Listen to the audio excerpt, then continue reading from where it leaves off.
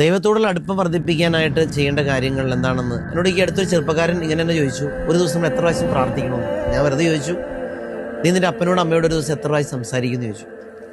നിനക്ക് ഇഷ്ടപ്പെട്ട ഒരാളോട് നീ എത്ര പ്രാവശ്യം സംസാരിക്കും? അപ്പോൾ അവൻ പറഞ്ഞു, അപ്പനോടും അമ്മയോടും. അവൻ വിദേശത്താണ്, പുറത്താണ്. അവൻ രാവിലെയും വൈകിട്ട് സംസാരിക്കും. കാരണം അപ്പനമ്മയും പറഞ്ഞിട്ടുണ്ട് കാലത്തും വൈകിട്ട് സംസാരിക്കുന്നു. വേറെ കുട്ടി പറഞ്ഞു, എനിക്ക് സമയം കിട്ടുമ്പോഴൊക്കെ ഞാൻ അപ്പനമ്മനെ വിളിക്കും. ഞങ്ങൾ അത്രയും കൂട്ടാണ്.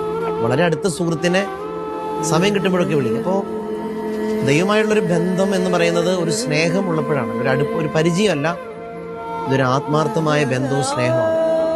നമ്മളൊരാളെ അറിയുമ്പോഴല്ലേ നമുക്ക് സ്നേഹം കൂടുന്നത്. അതുകൊണ്ട് വചനം വായിക്കുന്നല്ല, അവനറിയണം.